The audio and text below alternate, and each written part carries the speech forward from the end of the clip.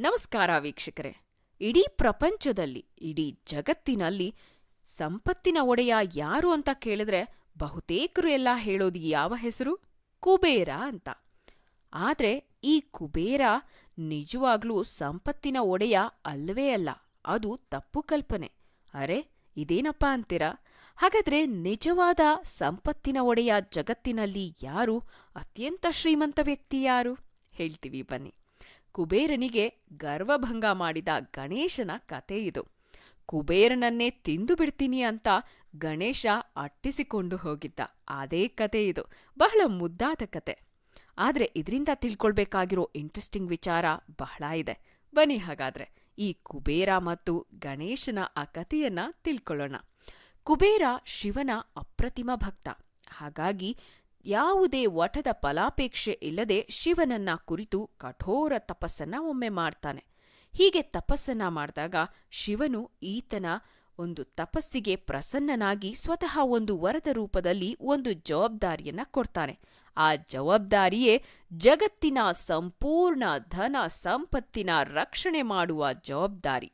ಹೀಗಾಗಿ ಶ್ರೀ ಲಕ್ಷ್ಮೀ ಸಂಪತ್ತಿನ ಒಡೆಯನಾದ್ರೆ ಕುಬೇರ ಆ ಸಂಪತ್ತಿನ ರಕ್ಷಕ ಮಾತ್ರ.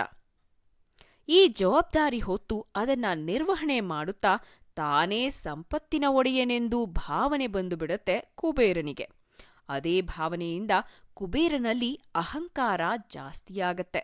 ಇದರಿಂದ ತನ್ನ ಶ್ರೀಮಂತಿಕೆಯನ್ನ ಪ್ರದರ್ಶನ ಮಾಡಬೇಕು ಅಂತ ಅನ್ನಿಸಿ ಭವ್ಯ ಸಮಾರಂಭವೊಂದನ್ನ ಆಯೋಜನೆ ಮಾಡ್ತಾನೆ. ದೇವಾನುದೇವತೆಗಳಿಗೆ ಈ ಒಂದು ಸಮಾರಂಭಕ್ಕೆ ಆಹ್ವಾನ ನೀಡುತ್ತಾನೆ. ಕೈಲಾಸಕ್ಕೆ ಹೋಗಿ ಶಿವನನ್ನೂ ಕೂಡ ಆಹ್ವಾನ ಮಾಡ್ತಾನೆ. ಮಹಾಶಿವ, ಪರಮೇಶ್ವರ ಹಾಗೆ ಪಾರ್ವತೀದೇವಿ ಇಡೀ ಕುಟುಂಬ ಸಮೇತ ನಮ್ಮ ಮನೆಗೆ ಬಂದು ಊಟ ಮಾಡಬೇಕು ಅಂತ ಕರೆಯೋಕೆ ಆಹ್ವಾನ ನೀಡ್ತಾನೆ. 3 ಲೋಕಗಳಲ್ಲಿ ಎಲ್ಲರಿಗಿಂತಲೂ ಹೆಚ್ಚು ಶ್ರೀಮಂತ ತಾನೇ ಎಂಬ ಗರ್ವ ಕುಬೇರನಿಗೆ ಇರತ್ತೆ. 3 ಲೋಕದಲ್ಲಿರುವವರಿಗೆ ತನ್ನ ಶ್ರೀಮಂತಿಕೆಯನ್ನ ದರ್ಪವನ್ನ ಪ್ರದರ್ಶಿಸಬೇಕು ಅನ್ನೋ ಆಸೆ ಕುಬೇರನಿಗೆ ಆಗತ್ತೆ. ಭೂಲೋಕದ ರಾಜ ಮಹಾರಾಜರುಗಳನ್ನು ಹಾಗೆ ದೇವಾನುದೇವತೆಗಳನ್ನು ಆಗಾಗ್ಗೆ ಊಟಕ್ಕೆ ಕರೆಯುತ್ತಿದ್ದ ಕುಬೇರ. ಕುಬೇರ ಸಂಪತ್ತಿನ ದೇವತೆ. ತನ್ನ ಸಂಪತ್ತಿನ ಬಗ್ಗೆ ಕುಬೇರನಿಗೆ ಭಾರೀ ಹೆಮ್ಮೆ ಇತ್ತು. ಒಂದು ದಿನ ಹೀಗೆ ಭಾರೀ ಔತಣಕೂಟವನ್ನ ಏರ್ಪಡಿಸಿದ. ಶಿವ, ಪಾರ್ವತಿ ಮತ್ತು ಗಣೇಶ ಸೇರಿದಂತೆ ದೇವಾನುದೇವತೆಗಳನ್ನ ಆಹ್ವಾನಿಸಿದ. ಆಗ ಪರಮೇಶ್ವರನು, ನಾನು ಬರಲಿಕ್ಕೆ ಆಗುವುದಿಲ್ಲ, ನನ್ನ ಪತ್ನಿಯೂ ಕೂಡ ಬರಲಿಕ್ಕೆ ಆಗುತ್ತಿಲ್ಲ. ಈ ಬಾರಿ ನನ್ನ ಮಗ ಗಣೇಶ ಬರುತ್ತಾನೆ ನಿಮ್ಮ ಮನೆಗೆ ಊಟಕ್ಕೆ ಎಂದು ಶಿವ ಹೇಳಿದ. ಕುಬೇರನ ಒಳಗಿನ ಶ್ರೀಮಂತಿಕೆಯ ಅಹಂ ಬಲ್ಲವನಾಗಿದ್ದ ಶಿವ ನಕ್ಕು, ನನಗೆ ತುಂಬಾ ಕೆಲಸ ಇದೆ ಕುಬೇರ, ಬರಲಿಕ್ಕೆ ಆಗ್ತಿಲ್ಲ ಅಂತ ಹೇಳಿಬಿಟ್ರು. ಸರಿ, ಹಾಗಾದ್ರೆ ಪಾರ್ವತೀದೇವಿಯನ್ನ ಕರ್ಕೊಂಡೋಗ್ತೀನಿ ಅಂತ ಕುಬೇರ ಹೇಳ್ತಾನೆ. ತಕ್ಷಣ ಈಶ್ವರ, ನಾನು ಬರದೆ ಪಾರ್ವತಿ ಎಲ್ಲಿಗೂ ಬರಲ್ಲ, ಬೇಕಾದ್ರೆ ನನ್ನ ಮಗ ಗಣೇಶನನ್ನ ಕರೆದುಕೊಂಡು ಹೋಗು ಅಂತ ಹೇಳ್ತಾರೆ. ಕುಬೇರ ಅದಕ್ಕೆ ಒಪ್ಪಿ ಸಂತೋಷದಿಂದ ತನ್ನ ಮನೆಗೆ ಹೋದ. ಅಷ್ಟೇ ಅಲ್ಲ, ಕುಬೇರ, ಅಯ್ಯೋ, ನಿಮ್ಮ ಮಗ ಬಂದ್ರೆ ಮಹಾ ಅಂದ್ರೆ ಎಷ್ಟು ತಿನ್ನಬಲ್ಲ, ಸರಿ ಬಿಡಿ ಹೋಗ್ಲಿ ಅಂತ ಅಲ್ಲೇ ಒಂದು ಮಾತನ್ನೂ ಆಡಿದ್ದ. ಶಿವನಿಗೂ ಅರ್ಥವಾಯಿತು ಮುಂದೇನ್ ಮಾಡಬೇಕು ಅಂತ. ಇದೇ ಒಂದು ಸಂದರ್ಭವನ್ನ ಗಣೇಶನೂ ಕೂಡ ಅರ್ಥ ಮಾಡಿಕೊಂಡ, ಕುಬೇರನಿಗೆ ಹೇಗೆ ಬುದ್ಧಿ ಕಲಿಸ್ಬೇಕು ಅಂತ. ಮರುದಿನ ಕುಬೇರನ ಅರಮನೆಗೆ ದಿವ್ಯಾಲಂಕಾರ ಮಾಡಲಾಗಿತ್ತು. ಸಾವಿರಾರು ಅತಿಥಿಗಳಿಗಾಗುವಷ್ಟು ಬಗೆ ಬಗೆಯ ಭಕ್ಷ್ಯ ಭೋಜ್ಯಗಳು ಸಿದ್ಧವಾದವು. ಅತಿಥಿಗಳೆಲ್ಲ ಬಂದು ಗಣಪತಿಯ ಬರುವಿಕೆಗಾಗಿ ಕಾದು ನಿಂತರು. ಕುಬೇರನ ಕಡೆಗೆ ಗಣಪತಿಯ ಆಗಮನವೂ ಆಯಿತು. ಗಣೇಶ, ಇಲ್ಲಿ ಬಾ, ಅತಿಥಿಗಳ ಪರಿಚಯ ಮಾಡಿಕೊಳ್ಳುತ್ತೇನೆ ಎಂದು ಕುಬೇರನಿಗೆ ಗಣೇಶನು, ನನಗೆ ತುಂಬಾ ಹಸಿವಾಗಿದೆ, ಮೊದಲು ಊಟ ಹಾಕಪ್ಪ, ನಾನು ಆಮೇಲೇನೆ ಎಲ್ಲರ ಪರಿಚಯ ಮಾಡ್ಕೊಳ್ಳೋದು ಅಂತ ಗಣೇಶ ಹೇಳೇ ಬಿಟ್ಟ. ಮೊದಲೇ ಗಣಪತಿಗೆ ಊಟ ಅಂದ್ರೆ ಬಹಳ ಇಷ್ಟ.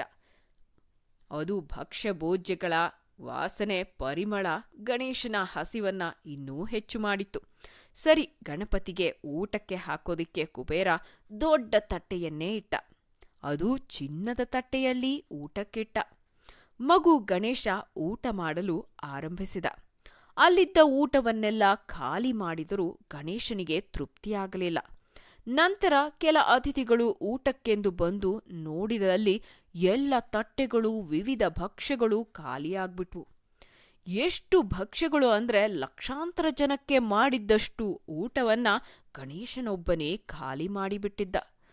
ಆದರೂ ಗಣೇಶನ ಹಸಿವು ನೀಗಲೇ ಇಲ್ಲ. ಇನ್ನೂ ಹಸಿವು ಹಸಿವು ಎಂದು ಹೇಳುತ್ತಲೇ ಇದ್ದ. ಸರಿ, ಅಲ್ಲಿದ್ದ ಪಾತ್ರೆ ಪಗಡಗಳನ್ನೆಲ್ಲ ತಿಂದೇ ಬಿಟ್ಟ ಗಣೇಶ. ಅಲ್ಲಿದ್ದ ಪೀಠೋಪಕರಣಗಳನ್ನೂ ಕೂಡ ತಿಂದುಬಿಟ್ಟ ಗಣೇಶ. ಆದರೂ ಹಸಿವು ಎನ್ನುತ್ತಿದ್ದಾನೆ. ಕುಬೇರನ ಮುಖ್ಯ ನಗರವಾದ ಅಲಕಾಪುರಿಯನ್ನೂ ಕೂಡ ನುಂಗಿ ಹಾಕಲು ಗಣೇಶ ಆರಂಭಿಸಿಬಿಟ್ಟ. ಎಲ್ಲವನ್ನ ತಿಂದು ಮುಗಿಸಿದ ಗಣೇಶ ಕೊನೆಗೆ ನಿನ್ನನ್ನೇ ತಿನ್ನುತ್ತೇನೆ, ಆಗಲಾದರೂ ನನ್ನ ಹಸಿವು ನೀಗುತ್ತೆ ಅಂತ ಕುಬೇರನನ್ನೇ ತಿನ್ನೋಕೆ ಹೊರಟೇ ಬಿಟ್ಟ. ಕುಬೇರನನ್ನ ಅಟ್ಟಿಸಿಕೊಂಡು ಹೋದ ಗಣೇಶ. ಹೆದರಿದ ಕುಬೇರ ಅಯ್ಯೋ ದೇವರೇ ಕಾಪಾಡು ಅಂತ ಓಟಕ್ಕಿತ್ತ.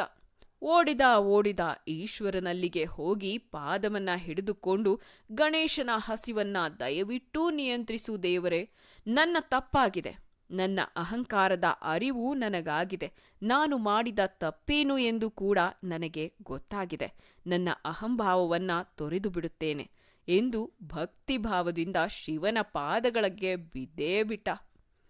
ಕುಬೇರನ ನೋಡಿದಂತ ಶಿವ ಅಯ್ಯೋ ಪಾಪ ಅನ್ನಿಸಿ ಕೊನೆಗೆ ಭಕ್ತಿಭಾವದಿಂದ ತುಳಸಿ ಎಲೆ ಗರಿಕೆಯ ಸಮೇತ ಒಂದು ಉದ್ಧರಣೆ ತೀರ್ಥವನ್ನ ಗಣೇಶನಿಗೆ ನೀಡಿದ. ಗಣೇಶ ಆ ತೀರ್ಥವನ್ನ ಕುಡಿದು ತೃಪ್ತನಾದ. ಅಬ್ಬಾ, ಈಗ ನನ್ನ ಹಸಿವು ನೀಗಿತು ಎಂದ. ಈ ಕಥೆಯಿಂದ ತಿಳಿದು ಬರುವುದು ಏನೆಂದರೆ, ಪ್ರೀತಿಯಿಂದ ಕೊಟ್ಟರೆ ಅಲ್ಪ ಆಹಾರವು ತೃಪ್ತಿ ನೀಡುತ್ತದೆ.